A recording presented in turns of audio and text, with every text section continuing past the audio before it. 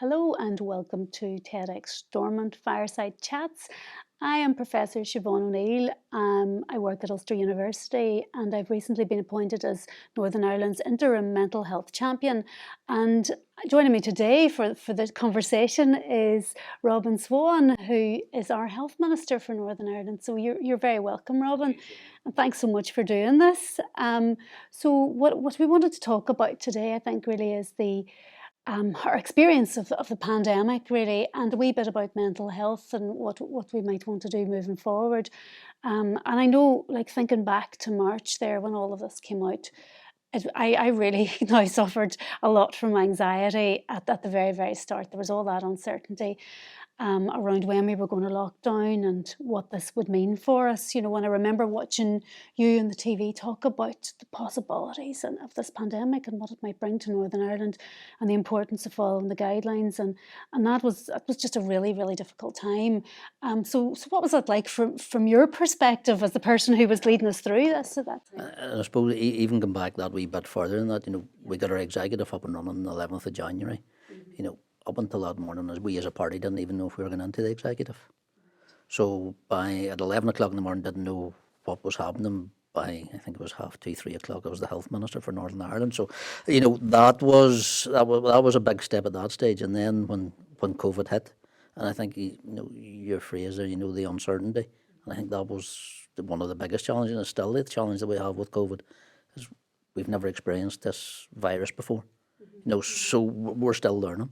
I think the health service across the world is still learning, the effects, the after effects of what COVID will actually mean to us as a society. So without that rule book that we have with other pandemics, other viruses, without that guide that somebody could always look back on and see this is how you manage, a respiratory virus or a respiratory condition or some other pandemic, this was new. As novel as the title of it. So I think that was part of the biggest challenge was, just really the unknown, because it did hit our health service. Mm-hmm.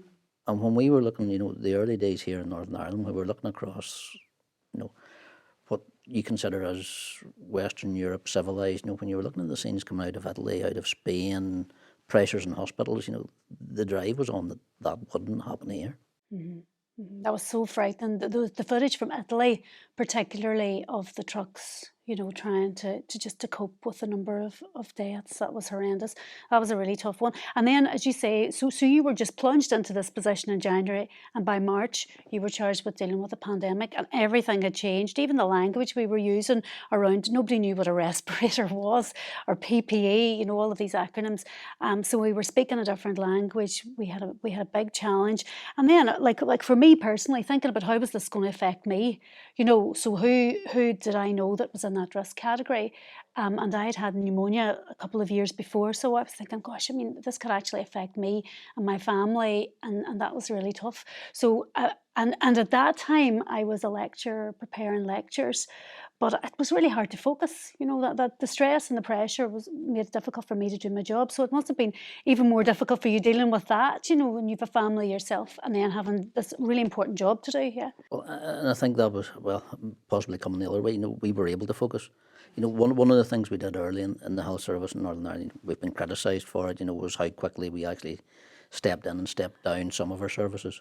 Looking back in hindsight, it was the right thing to do because it made sure we were able to cope with coronavirus patients, be able to treat them. Now we've catch up to do in regards to waiting lists and all the rest of it, but in regards to where we finished up or where we currently are in Northern Ireland in regards to the number of deaths, number of people admitted to hospitals, all that guidance and all those regulations were tough. I used the phrase myself, but they were draconian. They're not something that's in my political DNA that I wanted to do, but it was the right thing to do. And I suppose that got us to where we are now. You speak of the personal experience. My wee boy, he's congenital heart disease. So he was 13 months before he got out of hospital. So the National Health Service means a lot to me, means a lot to our family. So when we were seeing, the guidance that was coming out to individuals, like yourself, it was personal to us. So it was not just important to me as health minister to get it right, as a father, as a husband, as a son. There's a big responsibility there, but I think that's one of the things that I found was Northern Ireland is such a small place, and we are such a personable people. That when the guidance was coming out, people were taking it personally. They were understanding what it meant to them, what it meant to their loved ones, what it meant to their family. So I think that's why we got the compliance and the understanding and the acceptance that we actually did. Yeah, people really seem to adhere to the regulations really well. I mean, there was a bit of uncertainty, but I think once we got to the stage where we had closed the schools, people really took this on. Yeah, and I think we realised how serious it was. And I mean that was across the board. There was a lot of people understanding, what the implications were. The original figures, and again, I was criticised, but because I put out, that they expected, 15,000 potential. That was the worst case scenario. That was the briefing. That was the original figure we got. So to me, it was important to get that out there so that people understand if we didn't get this right, if the people in Northern Ireland didn't follow the guidance that we were putting out, that's where we could have ended up. And I, like, coming from a mental health perspective at that time, there was a lot of talk even then about, well, what's going to be the mental health implications of this? And I think at that stage, I was always saying, we are right to be scared of this. This is a huge threat, and we as human beings, as animals, nearly we're programmed to respond to stress and threat in a particular way. So it's going to be a very natural thing that we will be scared, we'll be worried, our bodies will respond, our brains will respond. But actually, that's part of the intention. People like yourself have to kind of scare us up a bit so that we're going to take the action that's required to keep ourselves safe and to protect our health service, and it's just funny that our bodies are programmed to respond to stress, to fight or run away, and to help us connect with people who are going to support us, and yet we couldn't do that. At the start of this, we couldn't make those connections. I think that was really, really tough, the idea of especially people who had the virus. And, there were a lot of deaths. There were a lot of people who died alone, and I think that was really difficult. And I think, some of the conversations and some of the language used at the start, I think it challenged our perception of death, especially in Northern Ireland. The wake, the funeral, the burial, those were big changes. Those were big asks to ask and put onto families who were, that final pardon for us as a people in Northern Ireland is a big thing. It's the coming together, it's the support, it's that wider family circle just coming together to provide that care and support. And we were actually telling people, please don't, because that's, you're at greater risk there, and you're at greater risk of spreading the coronavirus. So, it was a big challenge as well. But, you speak of the emotion things, and one of the concerns that we've had, and we've had it now for a number of weeks, is just now we've been through that initial impact, is complacency. It didn't happen to me. It didn't happen to somebody I know, so therefore I don't have to worry about it anymore. So that's the concern that we now have. Coronavirus is still there. It's still in our society. It's still across the world. So the regulations, the guidance that we have there are still as valid today as they were at the start of March. So we nearly need to keep people a wee bit scared. We need to keep reminding them that this is a very serious threat, and yet it's a stress, but it's not necessarily going to cause mental illness. I think that's something that we've seen because there's been a whole raft of studies. A lot of scientists channeled that sort of nervous energy at the start into studying this, and the research has shown so far that most people felt stressed, and that's normal and good, because if you weren't stressed, then there's something wrong. Most people experience that stress, and a few people will have tipped them. That extra anxiety will have just tipped them over kind of thresholds or lines that affect their mental health more.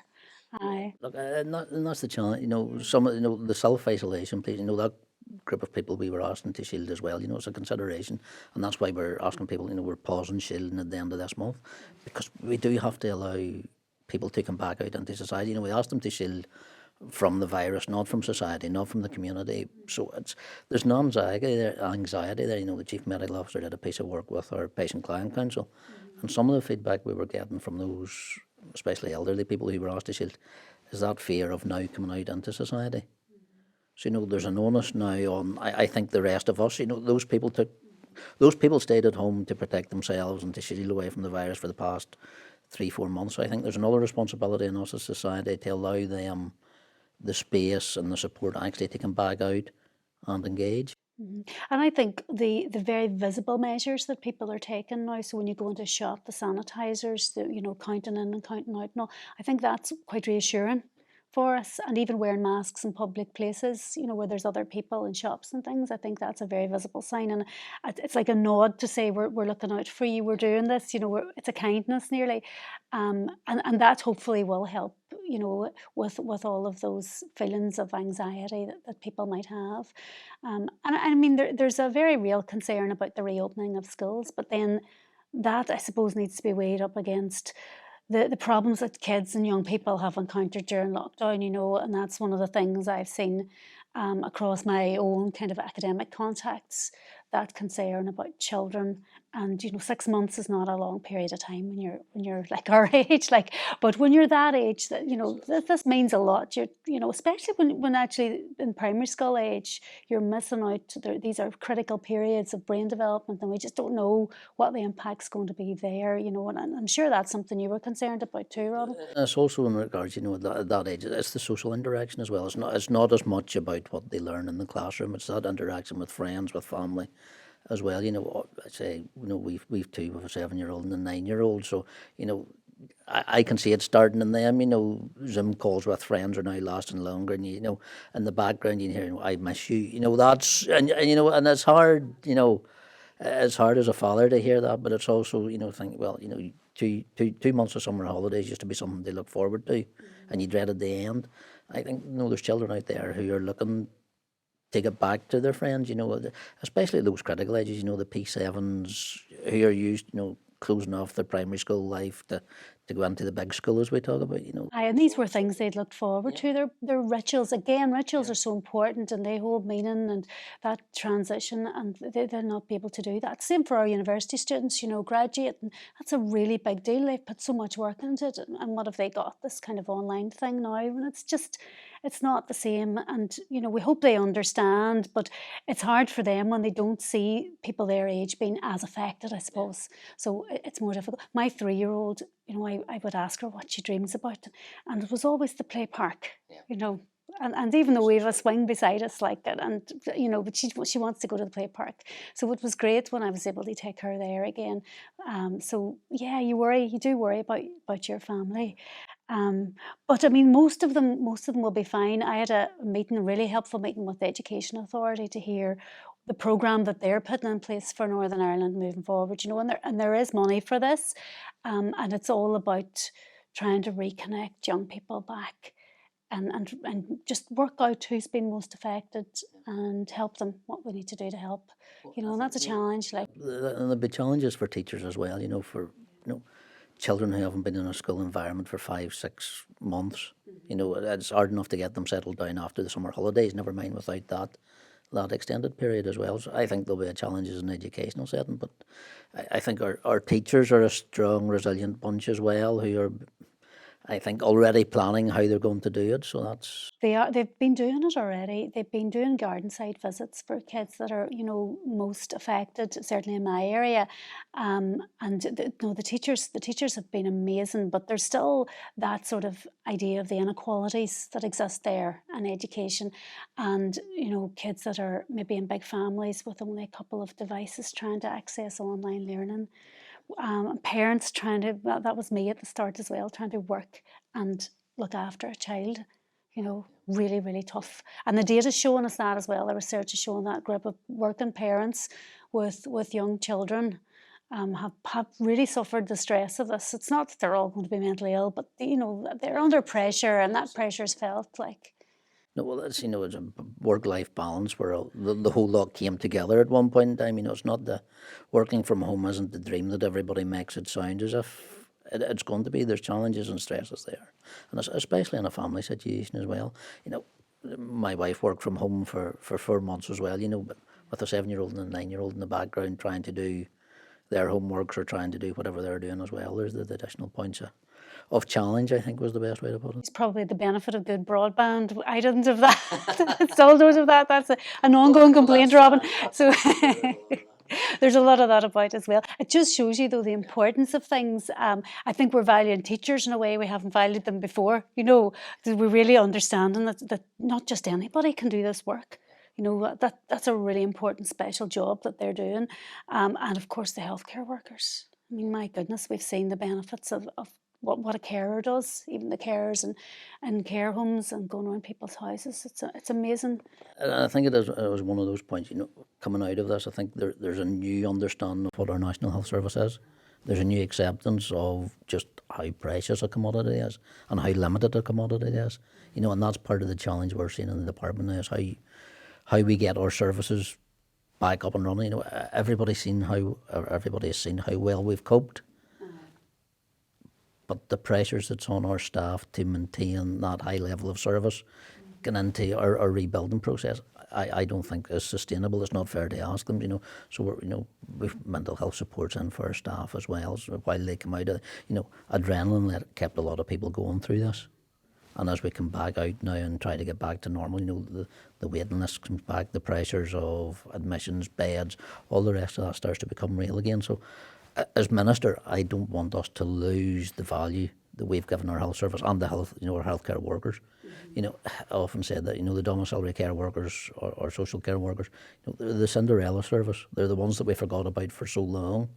But now we value the work they've done to support many families across Northern Ireland. To a totally different level, and they really put themselves on the front line there when the rest of us were staying in and keeping ourselves and each other safe.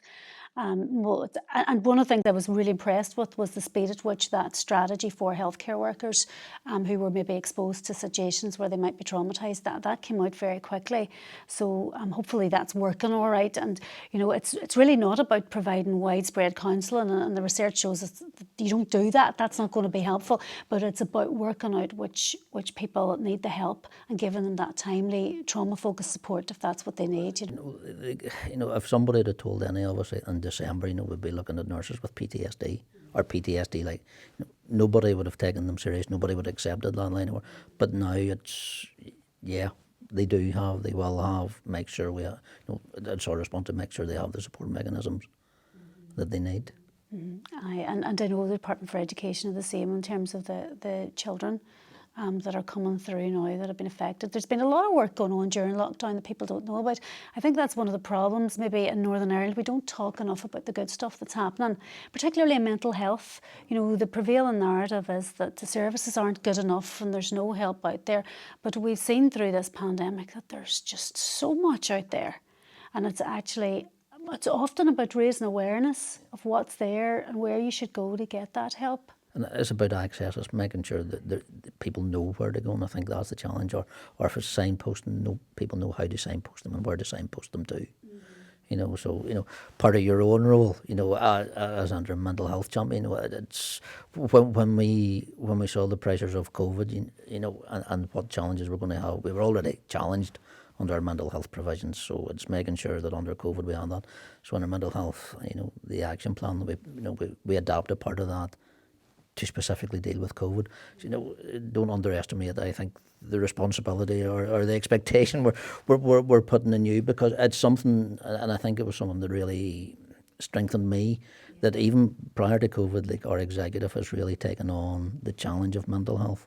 And everyone has stepped up, because around the executive table we realise it's something that we need to do, something that we have to do, and it's something that we are doing. Mm-hmm, mm-hmm. Yeah, no, and I'm hoping to rise to the challenge as well and bring together. What surprised me is really I've been inundated with really positive goodwill, messages of congratulations, but also messages from groups telling me what they're doing. And I'm really surprised when I look at that, how much is out there, and that people don't necessarily know about that. And, things like recovery colleges, social prescribing, counsellors and GP practices, it really is a myth that people necessarily have to wait a long time. These are for particular types of services.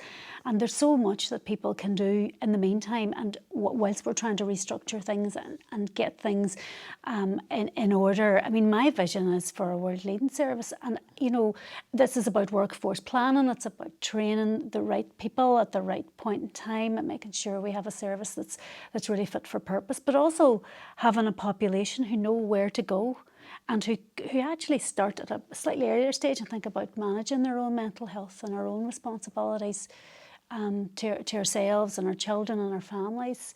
You know, I think there's a lot we could do at an earlier stage to prevent some of the problems we have. The intervention as well, you know, it's, you know, and part, you know, it is about, it's about profiling what we do and where we do it. And I think that goes back to the Northern Ireland psyche. We're not good at promoting ourselves or singing our, you know, singing our successes.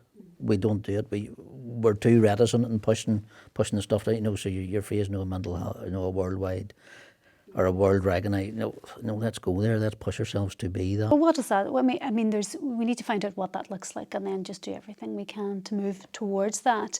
And I just know so many cases where it's worked really well, and people are getting treatment and they're getting help, and it's okay. But there are glitches, and we don't want to kind of sugarcoat this. There are problems. There's capacity issues, and there's funding issues that we need to deal with as well. You know, so it's not going to be easy. But I think, if anything, the pandemic has taught us that, you know, we have amazing power just in the people that we have, and our population are close-knit, we're community focused, we're a very cohesive population, and I think by working together, you know, we'll get through this, but we can be stronger at the other side of it. And I think that's it, you know, when a challenge hits us as a population, as a community, we have shown, we have proved we can rise up and take it on, and we can interact. We can, you know, bring in voluntary community sector, bring in family, bring in, you know, all the strands that are out there, all the people that are out there who want to help, who want to get this right, because they realise, you know, come back, I suppose, in comparison, not directly to COVID, but if it affects somebody, you know,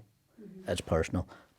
But if you know somebody that has been affected, or, you know, it's that second step away, you know, we're there to help. You know, it gets back to that. You know, it's okay to talk. It's okay to say you're not okay. Have that conversation. You know, so yeah, and have that sort of community connections. So even the very simple messages, how to ask for help, what to do if somebody discloses to you that they're struggling or suffering. You know, those are things that we can do quite easily across the population, and just raise an awareness of what's out there and how to communicate about this stuff, and how to then direct people to all the supports that are there. You know, I think that's absolutely crucial. And services like Lifeline and Samaritans, you know, they're there 24 hours a day. So there's never really a point where there's nothing for people. It's just about knowing what to do and being comfortable with these conversations, because at the end of the day, Robin, we're all humans, and we've all been through something significant here, you know. So it's up to ourselves really to help each other out and make Northern Ireland just a great place to live in. I think we can get there. You know, the challenges coming out of COVID-19 is not to get back to a place where we start putting ourselves down again. You know, to say, you know, to point out, and again it goes back, you know, let's not focus on what's wrong in the health service. Let's focus on how we can change it, how we can make it better, how it is adapted, how it can work to actually deliver what we want it to do, and that's to deliver for the people of Northern Ireland. Mm-hmm. Mm-hmm. That's great. Thank you so much, Robin. That's been really, really interesting, and I hope everybody has enjoyed it and maybe got something from it. Thank you.